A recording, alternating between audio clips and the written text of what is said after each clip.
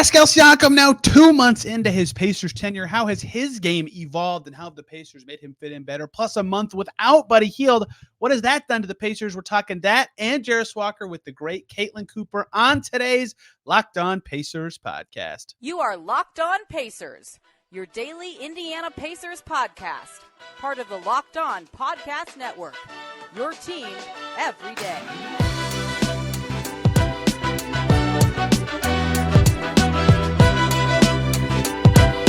What up, y'all? Happy Friday. Congrats. You made it through the week, and welcome into another edition of the Locked On Pacers podcast, where we, of course, talk about the Indiana Pacers. As always, my name's Tony East. I cover the team for Forbes and SI, and today we have a lot of interesting and great stuff to dive into about the Pacers and their trends of the last couple months. Caitlin Cooper from Basketball Sure is going to join us to get into all the details about the first 2 months of Pascal Siakam, how they're evolving and fitting him in, how he's doing, how he's helping the Pacers.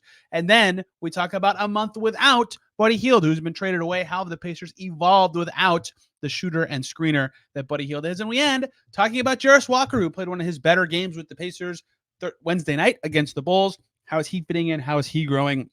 What does that mean going forward? We get into a lot of nitty-gritty stuff today. You'll learn a lot. I learned a lot. It's a great show. Follow Caitlin and support all the things she's doing. Let's just jump right in, looking at Pascal Siakam, the Buddy Hield, the Pacers, Jarace Walker, and more. Months are the theme of the day. It's been about 2 months since Pascal Siakam became a Pacer. It's been a little over 1 month since the trade deadline.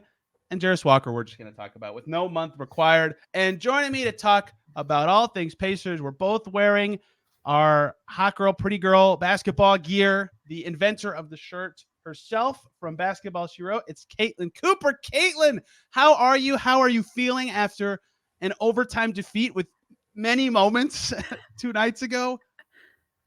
I'm doing well. I'm happy to be invited back on here. I'm always glad when the audience puts up with me and allows me to come talk with you about basketball, no matter what quality of the basketball there might be. I was hopeful, Tony, when we got to the final possessions of that game that I was going to be coming on at a high point with the Pacers winning 3 games in a row instead of what occurred, but this is my lot. 3 wins in a row and then 6th in the East. And look at their defense is a little better. And instead, they're still playing okay. But I want to talk about some changes in their basketball strategy. And you were the perfect person to do that. It was very fitting that after a loss like that. So my neighbor kid, they have a basketball hoop in our cul-de-sac. And he yesterday, for the first time of the year, got out the sidewalk chalk to draw the basketball court lines in front of the hoop. And then today it poured rain and it's, oh God. So that is a fitting, that is a fitting summary of Pacers Bulls I've ever done before. They'll have to redraw the court when it's dry outside. I want to start with Pascal Siakam, who has now been with the Pacers for 2 months. I asked him about this at the end of the Pelicans game at home. So this was the end of February, but it seems like to me, he has found ways to be more comfortable with the Pacers. He knows where his shots will be coming. The team knows where his strengths are and when to get him the ball and at what times. On the road trip they just had, in particular, every time it felt like he got a switch with a small on him, they were looking for Siakam. They were trying to get him the ball in the post. He's running plays where Haliburton screening for him. Like, all this stuff is evolving.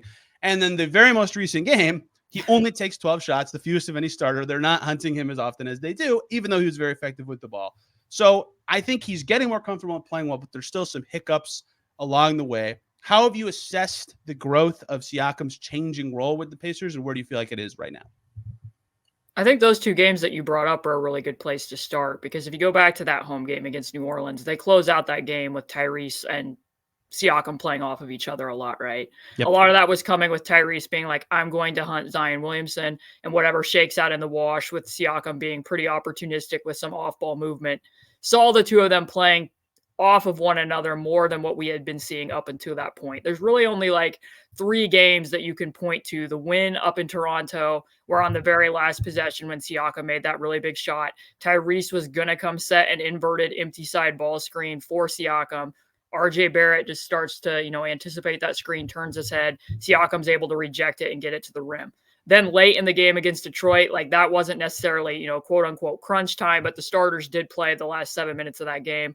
And they were very aggressive, not so much with inverted pick and roll, but inverted spacing, where they were giving the ball to Siakam a lot at the elbow, letting him go at Fontecchio, and then putting Nembhard in the dunker spot to open up a wider gap for Siakam to attack into. If he drew help from Asar Thompson off of Tyrese, then Tyrese was getting that gravity and being able to make shots or attack from there. So those are kind of the 3 games where we've seen the 2 of them playing off of one another a lot. And then when you talk about this Bulls game, that's where I don't want to say the chemistry, because I don't think like that's not necessarily the right word, but in terms of them being actively involved at the same time, it gets trickier because when Tyrese is being guarded by Alex Caruso, do you really want Tyrese going and screening for Siakam and getting that switch? No. And like Siakam didn't want it either, because there was one possession where Tyrese went to set that screen and Siakam's like, okay, I'm going to try to reject it. I'm going to keep a live dribble. And then there's no necessary advantage there. And even late against the game against OKC, it didn't really affect them. But Tyrese was trying to set guards or screens for Siakam with Dort guarding him. And it was the same situation where Siakam one time even waved it off. Like, I don't want that screen. Like, that's not what mismatch I want. So sometimes it can be a little bit tricky depending upon matchups. Like Siakam's a lot of times being guarded by the best wing defender. Is that what switch you want to get for Tyrese? If Tyrese is being guarded by the right guy, is that what you want? So looking for what types of actions you can run between them. I do think a lot of times it shakes out into like post mismatches where then if there's a split action, you can get it out to Tyrese that way. Maybe a slot to slot flip between the 2 of them, which is really working between Pascal and TJ at the start of the 4th quarter last night, because then it's not directly involving a screen. Pascal can get downhill with a strong hand. Like that, I think is what's most interesting to continue monitoring, is different ways that you can use the 2 of them in combination. It has been interesting. Like you mentioned Caruso Wednesday night. Like the other game, I felt like they were disconnected or arrhythmic since the All-Star break was in New Orleans when Herb Jones was just blowing up everything Haliburton was doing. So I think that there is something to that where a strong defender on Haliburton can kind of shake that things up, because like you said, with all the switching in the matchups, it's not so easy for them to just flow into what they want to do matchup wise. And you nailed the other thing that I wanted to talk about with Siakam of late, even beyond his fit with Tyrese Haliburton and how he's kind of grown with this team, is they keep tweaking this. Some of it is injury related. Some of it is based on the team they're playing, the flow of the game. But he, in the last 2 games, has been the guy that's been primarily the star with the bench, right? Sometimes that's Tyrese and TJ. Rick likes that unit. They were great in Orlando together. The last 2 games, it's been Pascal as that second ball handler, especially with Mathurin now sidelined. I think that's more important. And so not only is his chemistry growing in 2-man games with Tyrese, but how it evolves with TJ and that second unit when he is going against some bench players, but he's still dramatically important. It's fascinating to me because, I mean, this is like the lazy way of looking at it, but last night there were a lot of possession trials. Like, someone give Pascal Siakam the ball. Like, can we please pass him the ball? Because it was like almost infuriating, the level of, they were trying so hard to get the shot they wanted and they couldn't. It's like he's right there, that guy. Like he's 8 for 12 tonight. Get him the ball, but it didn't happen enough. So I think that's where you're seeing it evolve, as that. I think it's good how he's played with second units has gone well, but they're kind of evolving where he fits into that rotation and finding him in those moments as well. Yeah, I mean, they've been doing some of the Pascal plus bench lineups for a while. I think that they've had like 83 minutes where he's on the floor without any other starters, and they're 25 minutes, and they're plus 83 in that. So Jeez. they have yeah, that's not the right number. Sorry, I'm looking at it. Yeah, no, it's been 25 minutes, but like last night it was quite good because, like you said, TJ did look for him a few times. They ran that slot to slot action. Pascal himself was active on the offensive glass, getting some putbacks in that situation too. And then the other aspect of it is I will say that for the rest of the team, because that was something I tweeted at the time, I'm like, Pascal has a mismatch almost every time down the floor because the Bulls are playing somewhat smaller lineups, and he was either being guarded sometimes by Io, DeSumo, sometimes Torrey Craig, where he was going to have clearer advantages. But the issue with it is I will give the Bulls credit, even Kobe White, like they were swimming the post pretty decently. So then you were going to have to reverse it in order to enter it, or somebody was going to have to flash high-low, and they weren't always super quick with those flashes. And then also there were a few times where he did touch it and they were automatically doubling him, where he was making the right reads out of the doubles, but it's not necessarily going to end up in a shot with him. Another thing that I had seen, like a few people replied to me that, and they're like, I know that the coaching was a prevalent topic after that loss to the Bulls because of some of the stuff that happened down the stretch late. And then like I have Raptors fans who follow me and they're like, is Darko the coach? Like, why can't Pascal get these touches? Like, what's going on? And like, I will say, like, you could very clearly hear Rick Carlisle and the bench on several possessions yelling for 4 down, which if they yell 4 down, typically that's because Pascal's getting a mismatch in transition. The bench recognizes it, or somebody else on the floor recognizes it. It's basically an early dive, an early work post up for him to be able to get the ball in transition. There were times where he called it, and like, quite frankly, he just didn't touch the ball in those situations where they went away from it or they saw other opportunities in different spots. So I do think that there can still be times where he could probably touch it and get involved a little bit more. And the loss to Chicago was probably a pretty good beacon of that particular topic. It's happened a few. Okay. Also, be confident with your numbers, Caitlin. It is 83 minutes plus 25. You had it on the first go. Okay. I apologize, people. My handwriting was not super clear. And I'm like, that doesn't feel right to me. So I didn't want to cite. It was funny looking it up. I was like, I don't know if you use PBP stats or not, but I was like, I wonder how similar this is going to be to the number she just said. Oh, exactly the same. Yes. Okay, good. Yes, you were right on it. We have to take a quick break to talk about our partners at eBay Motors, who have teamed up with Locked On Fantasy Basketball host Josh Lloyd to bring you some of the best fantasy picks each week, all season long. Whether you're prepping for a daily draft or scouting the waiver wire, every week we're going to help you provide players that are guaranteed to fit on your fantasy basketball roster. Let's see who Josh picked out for us this week on eBay's Guaranteed Fit Fantasy Picks of the Week. Like Kyle Anderson. With Karl-Anthony Towns' future uncertain, Anderson's going to play a lot more. He started against the Pacers last week. Kelly Olynyk, who got an extension with the Raptors and is now playing more, playing better. Vasai Micic, who's starting for the Hornets now and playing a lot, getting a lot of assists. Dwap Reith with the Blazers, who Ayton was out. He's back, but Reith's still playing more for the Blazers. And Kyle Lowry, who's now starting with D'Anthony Melton sideline for the Philadelphia 76ers. Josh Lloyd from Locked On Fantasy Basketball is going to help you win your fantasy championship. While eBay Motors knows a championship team is about each player being a perfect fit. That's the same with your vehicle. Do you remember your dream ride, or do you have key memories with your favorite car? I remember my first car. I'll never forget. I had to keep that thing running for years with over 122 million parts for your number one ride or die. You can make sure your ride stays running smoothly with eBay Motors. Brake kits, LED headlights, roof racks, bumpers, whatever your baby needs, eBay Motors has it. And with eBay's Guaranteed Fit, it's guaranteed to fit your ride the first time, every time, or you'll get your money back. Plus, at these prices, you're burning rubber, not cash. Keep your ride or die alive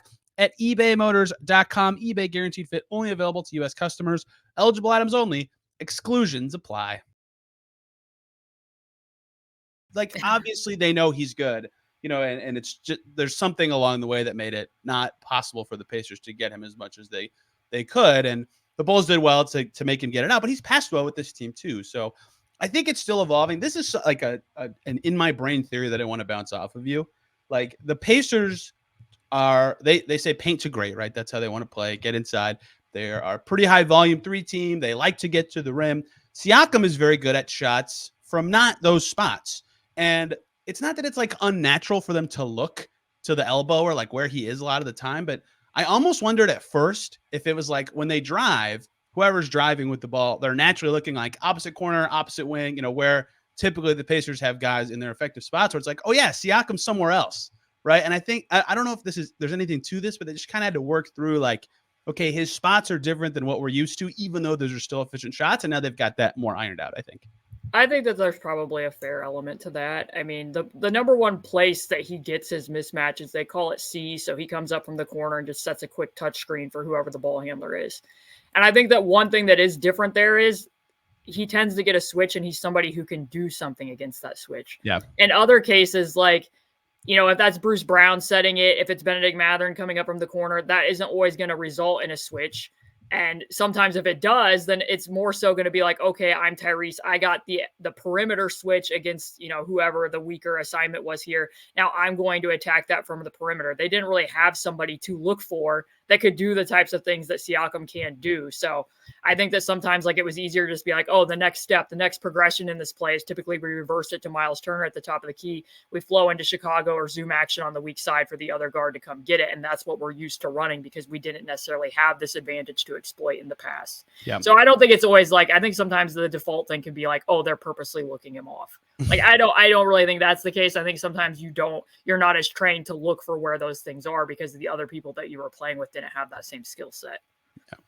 I naturally always gravitate towards like people aren't dumb, right? It's just something else. It's not like they're like, don't give Pascal like that, you know. And I will say that like before Buddy was traded, and sometimes this can be the case with Bennedict Mathurin as well, they can both be a little skittish throwing post entry passes. You can see that they see it, but they just feel like that's a dangerous pass. Like, I'm just going to reverse it. Maybe the person at the top of the key can throw it from that angle. Like if they go in front and they flip it that way, rather than me trying to throw it and I get a turnover. So I remember thinking for a while, especially in the Turbonis days, that Myles was a really good post-entry passer, and that has returned with Siakam on the team. So no, like it does, because they reverse it to Myles because they're going to go into 5-out delay at the top of the key, and because he has such soft touch and he also has more size for position. Like this is somewhat true up for the Raptors too. Like for a long time, they didn't have Fred throwing post-entry passes into Pascal, but Pascal would throw some post-entry passes into Scotty or OG, because when you just have more size, it's easier for you to throw it over the top in those situations.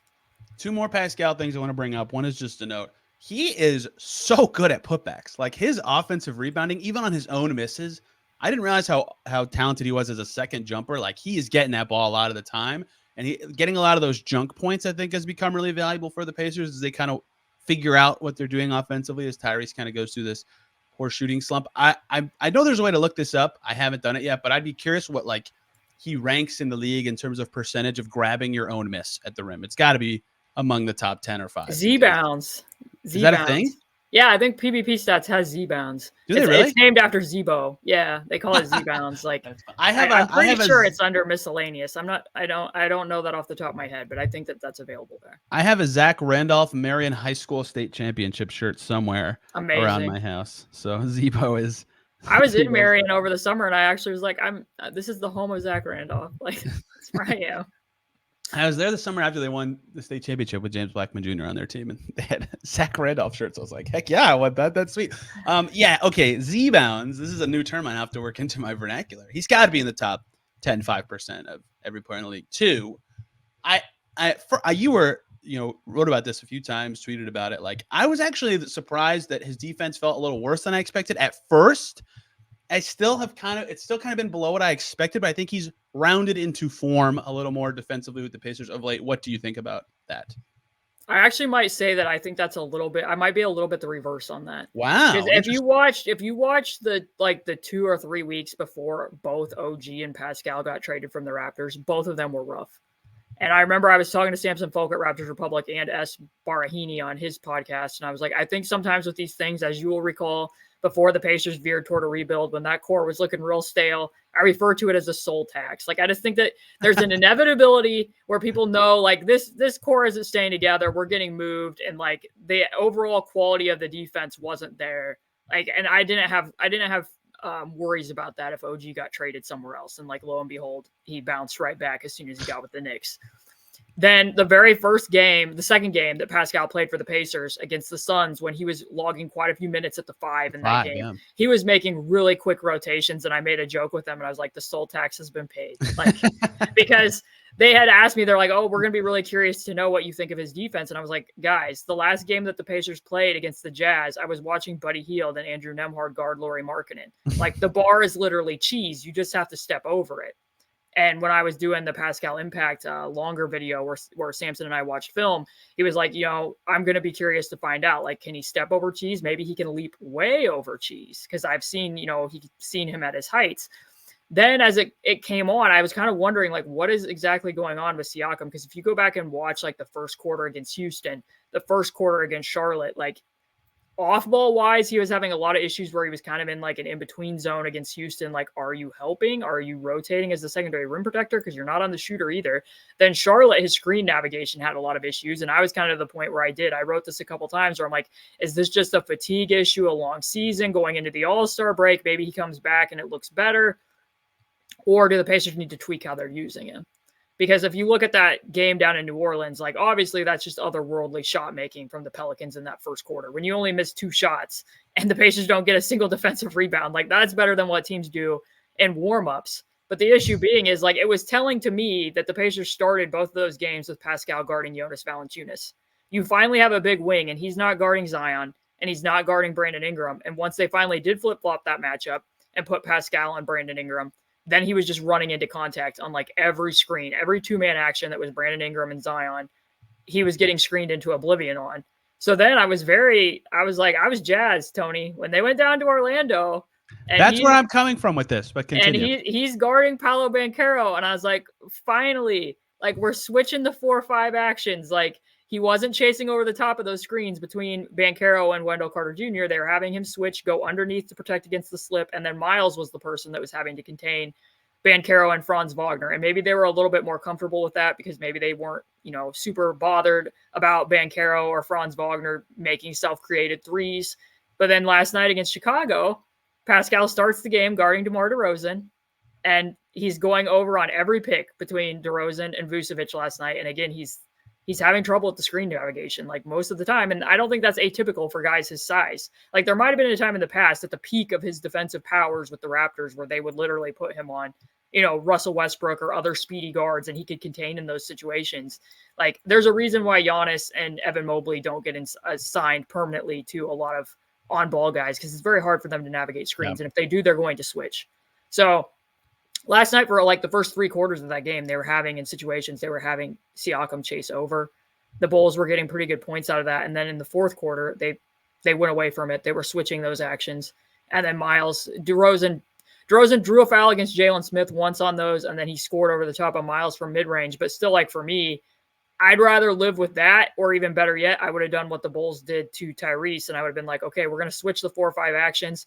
Myles is going to be on an island with DeRozan. We're going to chance that, and then we're going to hit that. We're going to switch to blitz and force the ball out of his hands from there, rather than letting him get downhill and walk into those mid-range spots. So, like, I don't think it's necessarily even always about the quality of Siakam's defense, as sometimes I do have some qualms with, like, what assignments he might get, how, like, I don't think you really want him navigating against, off-ball shooters through pin downs, through flare screens, that type of stuff. And then if he is going to be the on-ball defender and is in a 4-5 situation, I would like to see them do just pretty much universal switching. And if it's going to be a bad matchup for Myles, then maybe you need to go switch to blitz. But I think that overall, I would say I think his defense has probably been a little bit worse on the whole than I expected, but I don't think that's completely because of him. And I have seen some moments where he's been very impressive in certain games. Like I said, against that game against Phoenix, they've played him at the 5, and the minutes with him at the 5 have been pretty solid. They went to that against Orlando where like Isaiah Jackson didn't have a great game. So by the end of the third quarter, like, we're just going to play Pascal at the 5, and it worked for them. So he does have some versatility, but the versatility has to be deployed in the exact right settings, I feel. I think he's very good at executing whatever the Pacers tell him to execute.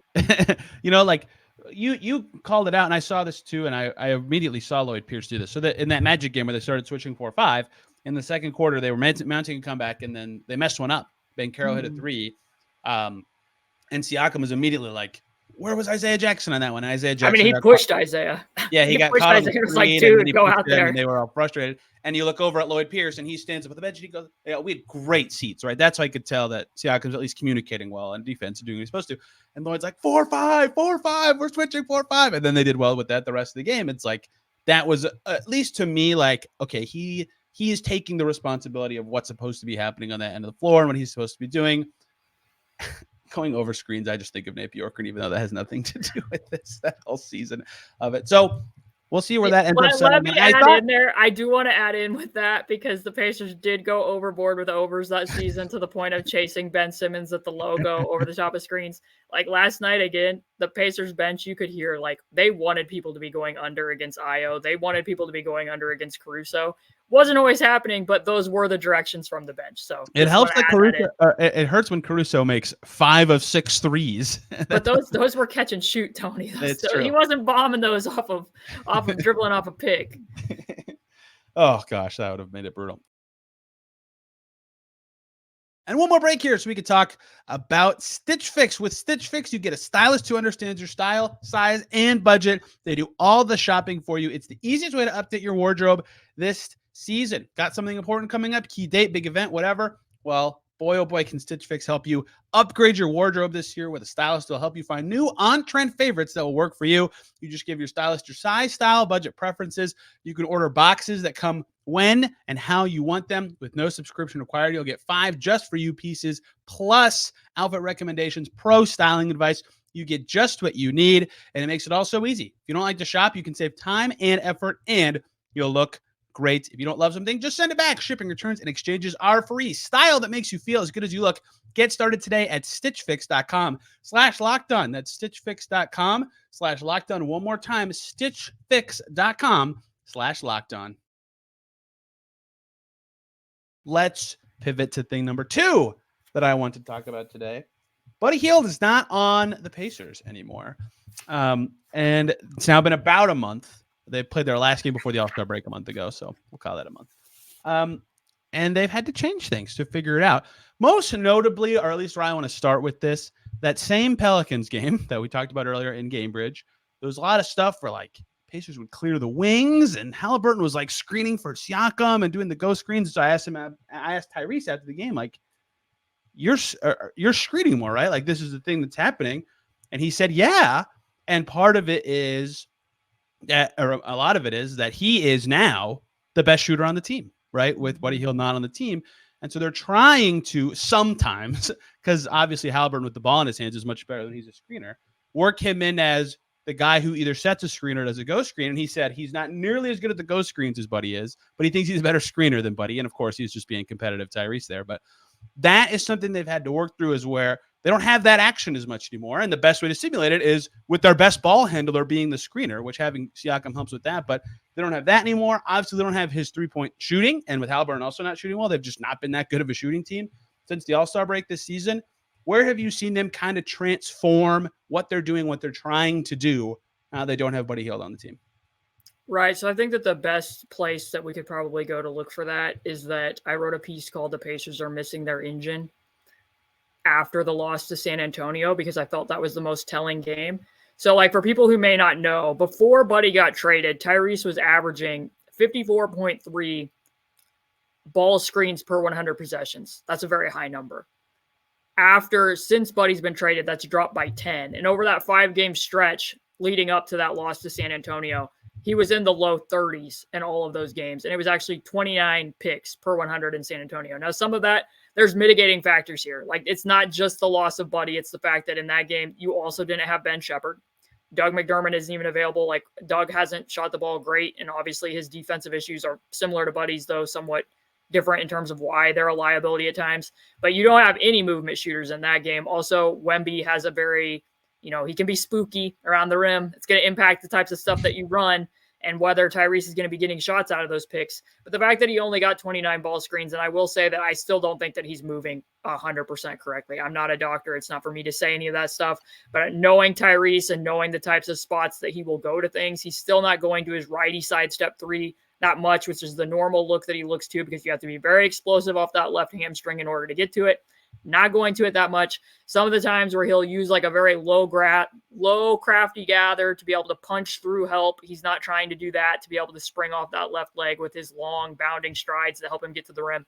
Those certain things, I don't think he's moving still quite to the degree that he was before that injury happened. All those things being said, it's exactly what you just said. In the starting lineup, he's now the best movement shooter on the floor. So never in my life, that Spurs game, they've run it. They call a timeout out of the ATO. Tyrese is the player under the basket running off of the picks and choosing his own adventure out of floppy. And like, he doesn't have the same like wait, fake sprint element to set up his man, where like sometimes if that was Buddy setting those and he's going to set up his guy, they might jump out to Buddy. There's gravity there. And then a lot of times it wasn't even get Buddy a shot. It was because now the person guarding the screener has jumped out to Buddy. That screener is now open for a look at the rim, where then Tyrese could just pass it to them. So the types of actions that he's being used to do, like, they don't even basically run. Like, if you see a stack action, where the stack screener in the paint setting a screen for the ball screener, if people don't know what that is, like Spain, if you see them run that like even once or twice for Tyrese a game, I would be surprised, which like, those are the two things that Tyrese would really generate advantages out of with his reads, is either the ghost screen from Buddy if he had to switch out on an island, or out of stack. And now it's more so the reverse of this, where Tyrese is having to be the stack screener, or they're not even going to set a ghost screen. So another number to give some context to this, the Pacers before Buddy was traded set 11.8 non-contact guard screens per 100 possessions. That ranked 3rd in the NBA. That's dropped down to 11th. Since Buddy's been moved. They're not generating as many points out of it. So like even last night when Tyrese is being face guarded by Caruso all season long, like if he's being face guarded, they will use him as a screener to try to, dislodge the person who's top blocking him. So I think it was with like 2.5 minutes to go against the Bulls in regulation. They use him as the stack screener. Nembhard's the ball handler. Obi Toppin's the ball screener. The Bulls late in that game decided they were going to switch everything. So that was putting Vucevic on the ball. they didn't get any advantage out of the switch against the Bulls. They weren't able to get it to Obi Toppin against the switch in the paint. So Andrew then just gets off the ball, gives it to Tyrese popping out to the wing. Then Andrew goes and screens for Tyrese to get Vucevic onto that pick. And then Tyrese is just like spinning his tires, where in the past you would have known that like right away in the past, if they got a 1-5 switch with Tyrese against a big, that was like a trigger point for Buddy. I'm going to run with momentum. And then maybe this gets Tyrese the switch pocket. Maybe it's just a little moment of hesitation so that he can get into the paint. Instead, they wait. Nobody goes and does it. And then for the rest of that game, every time Vucevic got a switch against Tyrese, it was switched to blitz. And now we're just forcing the ball out of Tyrese's hands. And either Andrew's shooting threes or somebody else is shooting threes. In the case of Myles, that worked well because Myles couldn't miss anything late in the game. Andrew wasn't knocking down those shots at the time. So offensively, like, yeah, just by the numbers, he's getting fewer on-ball screens. He's running as the cutter off of off-ball screens more. He's being used as the screener more. And he's getting slightly more isolations because he's not getting those on-ball ghost screens without Buddy out there anymore. And also the team's transition frequency has dropped. Like when you don't have Buddy sprinting to the 45 and creating those, two-side fast breaks anymore, their transition frequency, I believe, since that trade has dropped to 14th in the NBA. So the Buddy effect is real. I think. I don't think it's the only thing that's caused all of this. Like I said, there's other mitigating factors here. Obviously, you don't have Bennedict Mathurin anymore. Other guys have been in and out of the lineup. I think there was probably a fatigue aspect from the All-Star break. Certain matchups like Wemby are going to alter the types of things that you do. More teams are face guarding. More teams are forcing Tyrese left that are impacting some of these numbers. But I don't think that you can say that there hasn't been an impact on the Pacers by Buddy being traded to the Sixers.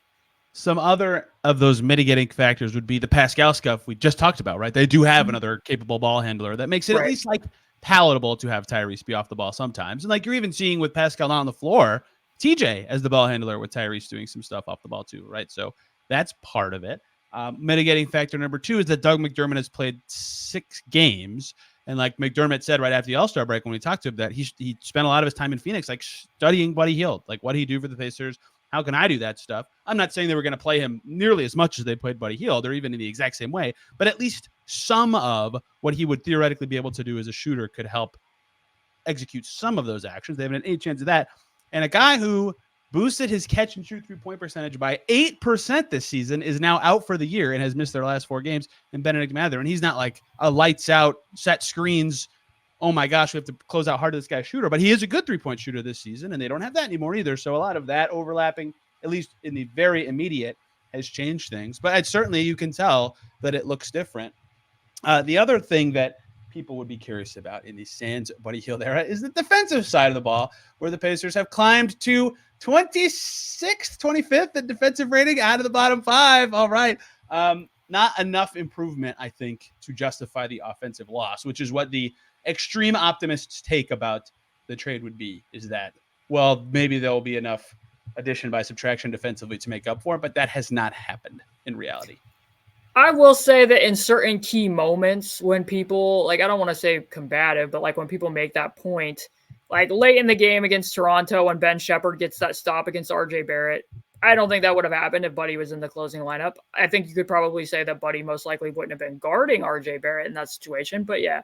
And also what the support that Tyrese and Andrew offered each other in that win against Orlando, with what Andrew was very opportunistic and has great defensive feel. So when the very few times where Tyrese did give up a switch, because I will give Tyrese credit, he's been a lot more physical with his hedging and his quick shows than what we've seen pretty much the whole season. These last few games, he's fought pretty hard not to be giving up mismatches to Shea, DeRozan, to Banchero. So, but Shea did get a couple of those switches, and when he did, Andrew recognized it right away and was like, look, I'm pouncing those. That's going to be switched to blitz. We're going to get the ball out of Shea's hands. And even sometimes when, even if it was just Giddey guarding against or driving against Tyrese, a few times Andrew acted like a secondary rim protector under the basket and was very good at helping laterally rather than stepping up and opening up those passing windows. So those types of little things aren't things that you're going to get overall from Buddy. But yeah, I mean, I remember even in that game to Houston before the trade deadline happened, I'm like, if this is how the defense is still going to look as a whole, then I would think pretty long and hard about sacrificing the spacing and the gravity here. But obviously there was other, business aspects that went into why they made the decision to make that trade that they did. And the defense overall in these last 2 games, I do think is probably the best stretch that it's looked all year, but it's still not, a top tier defense. And I don't think it's going to be, quite frankly. So that's where they find themselves. 19th on defensive rating since the trade deadline, 20th since the All-Star break. Do it that way you will, but their offense isn't top whatever anymore. It's closer to 8th or whatever. I could have looked that up at the same time. So it's an interesting balancing act. I will be curious if McDermott can mitigate some of this. I don't have the highest of hopes for that, but we'll see. Can we talk about that briefly? Can I jokingly bring it up and then we talk about it seriously? Yes. Something bad just happened to the Pacers. They lost Doug McDermott when they had a stretch of 6 of 7 on the road, where we know Doug McDermott is a way better shooter than Gainbridge Fieldhouse. That's true. There's a long amount of evidence of this. But yeah, I mean, I think sometimes it can be easy to be like, hey, just take this movement shooter and plug him into those things. And like even the day of the trade deadline, I'm like, this will mitigate some of this, like, because you can at least plug Doug in as a stack screener or, have him do other things off of movement. Defenders do respect him. Right, correct. But the difference being is Buddy and Doug are very different movement shooters. Like if you think back, we mentioned Nate Bjorkgren. Like how did Doug start like 80% of his possessions that season? Almost always left corner. Yes, almost always running up from the left corner so that if he needed to put the ball on the floor, he could do it with his right and be able to get to the rim. And he did do better that season getting to the rim. Buddy comes out of the opposite corner a lot of the times. He's much more flexible in terms of which way he can run off of screens. He's not as good of a shooter coming off of screens, but if he can come up out of the right corner and set a screen, then TJ can attack with his strong right hand. Tyrese can attack with his strong right hand, where, one of the two of them is going to have to bend. And a lot of times in the prior time when TJ and Doug were playing together, it would end up with TJ having to attack going to his left, where TJ can do that, but he can lose the handle a little bit sometimes, and he doesn't always get all the way underneath the basket to trigger the same cuts when he's going left as when he's going right. And then also Buddy is better in transition, better with controlling his pacing in transition and knowing, like, should I slow down to meet the ball? Should I sprint ahead? And he's not as good of a ghost screener as Buddy is. Very few people in the NBA are, quite frankly. Like, even when Tyrese just said that, like, I'm not as good as, leaking out into space and finding those spots, but I'm a better screener. Like, something that a lot of teams have been doing this year, like, and the Pacers have gone to this, like, if Steph's getting top locked, if Luka's getting top locked, you'll see these guys setting inverted picks at the free throw line area, so that it basically acts as a double ball screen, because you're just sandwiching your guy into the other guy's guy, and then you're getting downhill past 3 bodies. Steph is a super physical screener. Like, he's going to apply that. He's going to sandwich both those guys. A lot of times Tyrese, it's almost the reverse of that. You can be physical with him and prevent him from actually hitting and holding on those types of picks. So that's another thing that you kind of don't have the same dynamic with between Buddy and Doug. Oh my gosh. Because Doug's more like, we know what he did with Sabonis. Like, he's really a guy who's going to have a wavelength and can rise up and fire out of a DHO. He's going to fly off and be able to swing out off of a screen. That's not really the way Buddy operates. So it's 2 different types of movement shooters. And as it turns out, like, a lot of the things that Buddy does well fit better with Tyrese and what the play style of this current Pacers team was. If you go back to when Sabonis was on the same team, you might honestly lean towards Doug in certain situations, because Doug is better in off-ball screening actions and in 2-man actions, especially when you run him out of the corner and being able to make some of those pin down passes and other stuff. So it's not a 1-for-1 swap.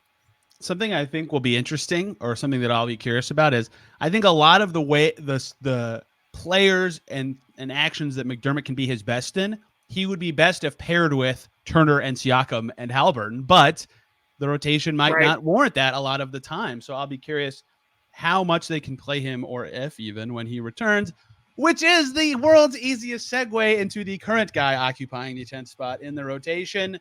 Jarace Walker played in 8 of the Pacers' last 10 games, Kalen. Can you believe it, given the state of this season that has happened? Granted, 2 of those games, I think he played a total of like a minute, but still, more time coming for the rookie, and now a needed 10th guy in the rotation, given Mathurin's injury, given the trade away of Buddy Hield that we talked about, given McDermott's injury.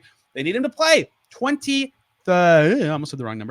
minutes last night, 2 nights ago for you listening, against the Bulls.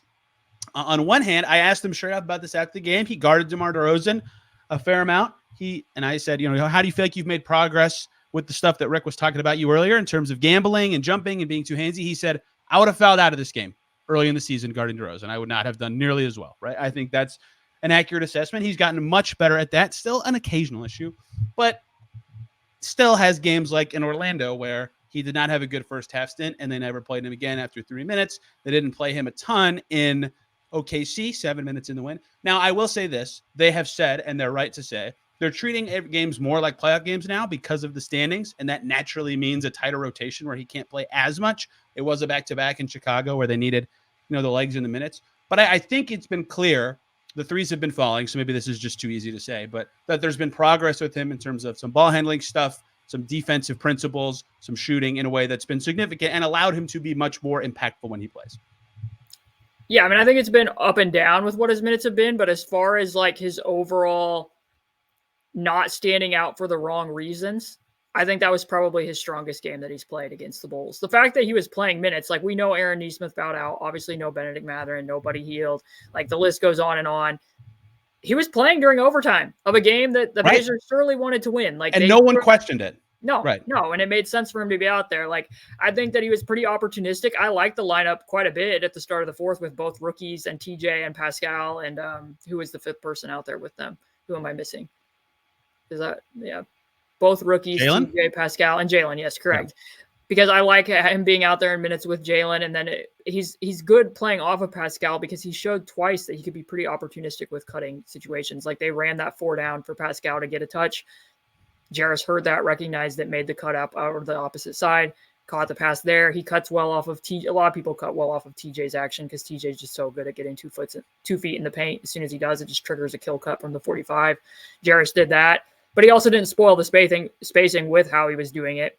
And then, like you said, like there were 2 times where he stayed down against DeMar DeRozan where I agree with him. I think he probably would have jumped on that or left his feet because there was lots of times where even just in transition situations against guards where he wasn't principled on the finishing moves and he was better a couple times there. I guess there was probably only 2 times where I was like, ooh, defensively you're in the wrong spot there. So there was one time where Tyrese was chasing over a pick from Caruso, which, like I said, there was times where the bench really wanted them to be going under against Io because Io was just getting to his strong hand and getting to the rim pretty much whenever he wanted. And with Caruso, and Jarace came all the way off of DeRozan to help on Caruso, dribbling off a pick at the nail, and then DeRozan just cut behind him, and then that led to Jalen getting a foul at the rim. And I think that Jarace came out pretty shortly after that one, and then another one where he was just kind of standing in the paint where it still seems to me for him as the low man, where like at Houston, I really liked him as the low man because he had to be very proactive. I felt like his off-ball instincts were good where he could tag and still get out and maybe intercept the skip pass. In the Pacers scheme, I feel like he's still a little bit indecisive with, am I supposed to be tagging here? Should I stay home on the corner? And there was one where like it didn't cost the Pacers anything because the corner shooter didn't make the shot, but he was pretty far off with a foot in the paint in a situation where you wouldn't want him to be. But that's like being overall kind of nitpicky because like I said, overall, like he didn't take a lot of shots. He made 2 threes, which is what you want to see. He was opportunistic. And I think that for the most part, the best compliment I can give him is that like there wasn't things that I was constantly writing down and being like up in Toronto when he only played like 4 minutes and it was necessary. And I get why Rick tried to spin. 4 minutes was almost too long because it was like, you don't need to stunt off of Grady Dick in the corner on a Kelly Olynyk pick and pop with Grady just cutting right behind you. Like that was some of the gambling issues, but I think overall it was the best game he's played against the Bulls. So yeah, it's interesting that they kind of needed him to play well in that game and he stepped up. But what I think will be fascinating with him going forward for me, there'll be one lazy thing to say is, does he keep shooting well enough to stay on the floor? Because as they push for seeding, postseason, whatever, right, a lot of what they're going to do is going to rely on trust. They're going to have to trust 2 rookies in a lot of games, and that can be very fragile with a first-year player. So if he has a couple games in a row where the shot's not falling, maybe they just won't play him again for a while because, you never know what you're going to get. With rookies, they're inconsistent. As a scheme changes game to game, even minorly, that can cause issues. But the other thing is, I've watched a lot of Mad Ants with Jarace this season. The ball handling growth he's shown this season has been meaningful to me. Like he can get past guys now. He's making good decisions with the ball and handling and stuff. Like I'll be curious if he goes through a stretch, if they continue to have him as the 10th guy, where he doesn't shoot that much at all, but can still play a lot because he can keep it moving. He's a good cutter. He fits in well offensively in a way that can be additive, even if the 3 isn't falling. So from a trust perspective, to kind of put this broad and lazy, because they have a month left and they're in 7th, like I'll be curious how he kind of evolves his game to fit what they need for the last month of the season, whether that's him trying to continue to improve as a shooter, continue to try to make plays, or if he just says, you know what, I'm going to fit in, I'm going to make the right passes and reads. And for Ben Shepherd, it was big that the Pacers were like, no, keep shooting. I'll be curious if he gets the same level of trust and confidence from the team. But, you know, how he fits in offensively, how he continues to occasionally dribble and make the right pass versus what he continues to do on defense. And if they don't trust him, do they just immediately go, you know what, we're making Doug McDermott guy number 10 now, and you're, you know, going to continue to develop in other ways. The Madden's only have one more home game, right? Like his chances to do that are going down quickly, and it's helped that he's been able to play in these games. I don't know where you stand on who the 10th player, if they even need one, should be when this team is fully healthy, but I'll be curious how he kind of evolves as trust becomes vital to his minutes and playing time and success for the last month here. Yeah, it's kind of curious because Ben was actually a little bit gun shy in that game to the Bulls. Like even throwing a grenade to Jarace that kind of put Jarace in a bad spot on the one deep three that he had no choice but to put up. His first shot of the game, yeah.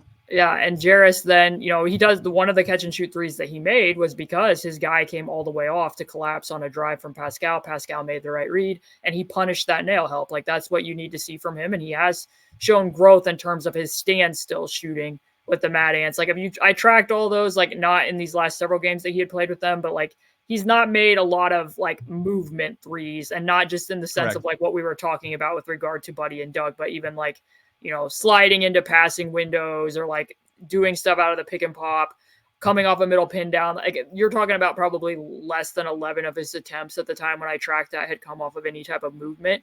But for Jarace, it's overall important for him too, for the rest of this season and next year, because when you look at it, depending upon what they do with Obi Toppin, unless he plays at the 3, it's going to be hard for him to find minutes and crack the rotation. And playing at the 3 means he's going to need to be able to do the things that you were just referencing in more volume than what would have been necessary if he had played the 4, or even as I anticipated. I thought it was entirely possible that he might end up playing some at the 5, which isn't something that we've seen or will see. I thought he'd start this season. It's crazy how different it's been than I expected. With him. I mean, from the point when they drafted him, we certainly didn't know they were trading for OB or later would be trading for Pascal or would still have multiple centers on their roster. So for him to get minutes, it does look like it's going to need to come at the 3 spot. And like to your point about the ball handling, like obviously he has experience having played point guard in the past in high school, but like there was a moment in that Bulls game where like nobody's going to pay attention to it because Obi didn't make the shot, but he brought the ball up in a grab and go situation. And I was like, oh geez, like he's dribbling right into the teeth of the defense. What's this going to turn out to be? And he slowed himself down and made a live dribble pass with his left to Obi in the corner. Like he just does some things like are somewhat casually dominant with him, and not in the sense of like overwhelming people, but like he makes it look so easy. And so when you're saying like who should be the 10th man, or like can he find other ways to affect the game even if he's not making threes at the exact same clip, like there's almost been times where I'm like, you know, maybe you could give him a little bit more trust in certain situations, because when they were down in New Orleans and the defense struggled to start the way that it did, part of the reason that was compounded is because the Pelicans played a ton of zone against the Pacers in that game. And not just any zone, because they were putting Trey Murphy and Herb Jones at the top of it and putting CJ McCollum in the bottom to try to protect CJ, and also to put tons of length against Tyrese at the top. And there was possessions where, you know, Pascal, Jarace, and Andrew were on the floor with Tyrese, and they were flashing Jalen Smith to the middle of it.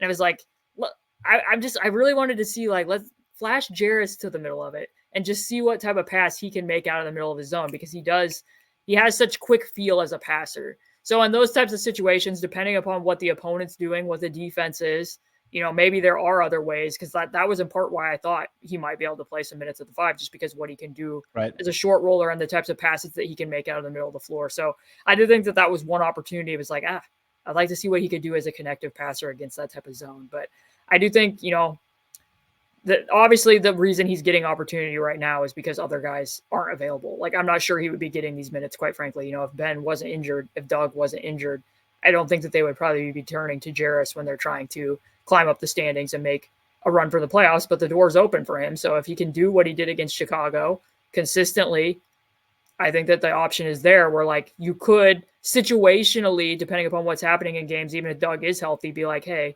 maybe Jarace does make a little bit more sense here, because maybe he will stay down against DeMar DeRozan in an overtime period where Doug's just going to get hunted over and over again. and those types of situations. So I think I probably see what their situation is in terms of who the actual 10th man will be, probably shaking out based on some matchups and what they need in the current game, because that's just what this coaching staff does. But also, I think I'm almost more curious to know how deep will they be willing to play in general in a playoff series. Because in part, what the Pacers' strength has not only been their depth and how many players have averaged in double figures and other stuff like that, but because of how overwhelming their pace is. And part of the reason their pace can be overwhelming is because they're playing a deeper rotation and having lots of guys that they can bring in and out. Are you going to be willing to be like, hey, we're going to prioritize our pace in the playoffs and play deeper? Or are you going to be like, we don't trust enough of these guys, and does that affect our pace? I think that's going to be interesting to monitor those two sides of that. I agree. I think I lean towards, when McDermott is healthy, put him back in as the 10th guy, see how it goes. And if he doesn't look more effective, or he continues to be a 4 for 23 point shooter, which no one expects that, not even me, then maybe you'd be more willing to go with Jarace there. But if they were like firmly play in or firmly play off, I think I would play Jarace the rest of the season. But they can't afford that given their current goals. Can I tell you the other thing that the Pacers have done that I'm very intrigued by? That's Jarace adjacent. It's only because he's been in the lineups a lot. They've done it 2 games in a row now. A point guard, and then Nesmith, Walker, a 4 and a 5. I think that is a fascinating group, given how they're playing, to get size on the floor. And I'll be curious if they continue to go to that going forward as kind of a change-up unit, because I think that is just endlessly fascinating. There might have been an argument for that, to them to look at that a little bit earlier against the Pelicans, because of what Brandon Ingram was doing in that first quarter. Because Nesmith, like, obviously Brandon Ingram was making tough shots, but like, it's kind of like what we brought up before we got on the podcast about, TJ can do whatever he wants, but DeMar DeRozan's still going to be able to rise up over him over in mid-range. Like, Aaron Nesmith wasn't necessarily playing poor defense, but Brandon Ingram's still going to be able to rise up over him. And they were playing Pascal and Jonas to start that game because they liked what Myles can do against Zion, sagging off and then building that wall in the way that they did. That they, I guess, like after halftime, they did what I would have done, which is they just put Nesmith onto Jonas, and we're like, you know what, if Jonas beats us on post ups, I guess we can go double the post. That's probably what I would have done earlier. But if they wanted to keep the arrangement that they were keeping, if they had played even bigger, then Nesmith wouldn't have had to necessarily be guarding Brandon Ingram to start that game. So it is interesting that, like, from where this team started, and them, last year playing 8 guard lineups, that they can potentially put lineups out there with that much size at the same time.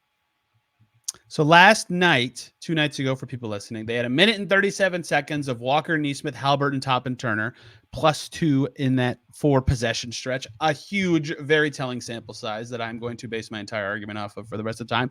They had another stretch with Haliburton, Nesmith, Walker, Siakam, Turner. So the starters, except Jarace Walker in for Andrew Nembhard, not as successful there. -3 in a little over a minute, but clearly something that they're looking at. They had Toppin at the 4 with that group, but instead of Siakam with Turner in there at one point. Like, it's just interesting to me that they're going to that and relying on Jarace in situations like that. I will be curious what that looks like going forward, if anything. Do you have anything else Jarace related, Caitlin? If not, is this the shortest we've ever gone? 49 minutes on 3 topics.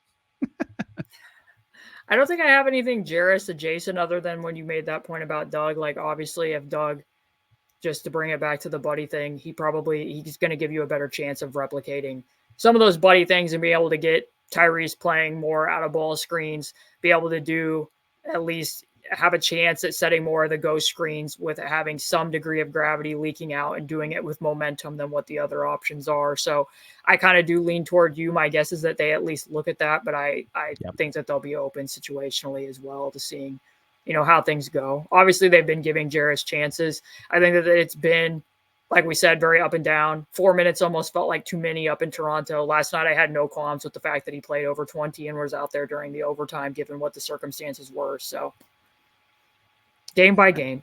Game by game.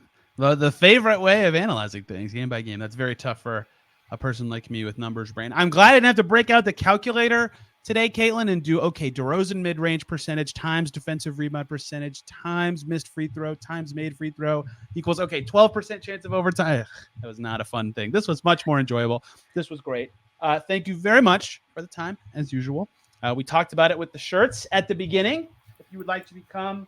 for those who don't know the reference, if there's any non-Pacers fan listening, I'm going to botch it a little bit. but Rick Carlisle talking about his team being top in offense and I think last in defense at the time, said, even dating a pretty girl gets boring after a while if she can't guard anybody.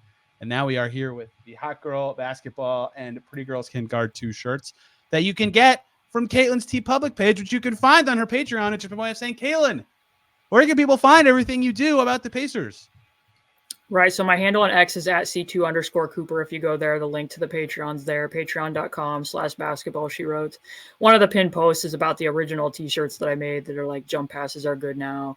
There's one about being a lifelong fan of Indiana. That's a long-time Twitter bit that I had. There's an explanation. There's my logo. And then, yes, these ones. Tony is wearing the Hot Girl Basketball one, which is a reference to just me kind of playing homage to the fact that the Pacers for a long portion of this season had just such a, the offense was an unstoppable machine in and of itself that they could go to Atlanta and win a game when both teams score over 150 points. And then Pretty Girls Can Guard 2 is just me thinking that, if you have an all-time quote like that and you don't make a t-shirt based on it, what are we even doing here now? And they couldn't really guard DeMar DeRozan, but for 2 games against the Orlando Magic and the OKC, the Pretty Girls were guarding. They were guarding. So, they were hooping. If you look on the internet, you can even find a picture of me recreating the GQ photo with 2 of my that was so real good. hoopers. Those were so epic. What a day. How long did you plan that whole release? Like you had photo shoots ready, you had design I had to schedule it with the 2 people that were doing it with me, and I had to tell them who they were going to be. I had to track down a Gatorade towel, Tony. I had to make sure I had the bracelets on the right hand so I had the person on the left who was George Hill went and thrifted the black button-up shirt. Had to go and look for that. We had to make sure that the beanie was clinging to her head at the right angle. And as people will know, it was so detailed that we didn't have David West and Roy Hibbert because Pretty Girls Who Can Guard don't have to rely on rim protection. They're locking down the perimeter. They're guarding the yard, Tony. I didn't know that part of the lore. I tweeted that. I wish George Hill was calling the Pacers just so I could show him this and say, what do you think of this? I just want everybody to know we did not take ourselves seriously. It took a very long time to take that picture because having a serious face while doing that is very hard. We were just laughing pretty much incessantly. Where did you get the green background? So my sister, who wishes to remain anonymous, has a room that's painted like a dark teal color. And I asked her, I'm like, can we come take this photo at your house if you move the stuff at your wall? And she's my employed photographer / graphic designer / everything. She's like, yeah, we can take it here. So then we just tinted it to look slightly more the green color. I told you, Tony, the attention to detail here. That is incredible. The behind the scenes that I have been dying for, and I hope at least one other person. I mean, there was a slight video because we were laughing pretty hard. And at one point my sister was like, come on, we need to get this done. And then she made a quip because I was like, do we look are our faces right? When you're looking at the screen, she's like, well, Paul George's shirt is pulled over. And I was like, I'm not doing that. I was like, I think that would have to be a higher Patreon tier. Wow. I can't respond to that. I don't think I'm supposed to respond to that. That's awesome. That is fantastic. Anyway, if you'd like to check out all these things that we are currently going behind the scenes on, check out the link in Caitlin's bio. I now own 2 Basketball She Wrote shirts, and I believe that should be climbing fairly soon. Caitlin, once again, thank you for the time. We'll be back Monday talking about the Pacers-Nets game, unless something epic happens in that game, in which case I'll just do it for a Sunday show. We will see. And, of course, their upcoming game against the Cavs and their very, very, very, very, very now important 5-game road trip coming up starting next week. And, of course, covering that via writing along the way. Thank you, everybody, for the time. Catch you soon.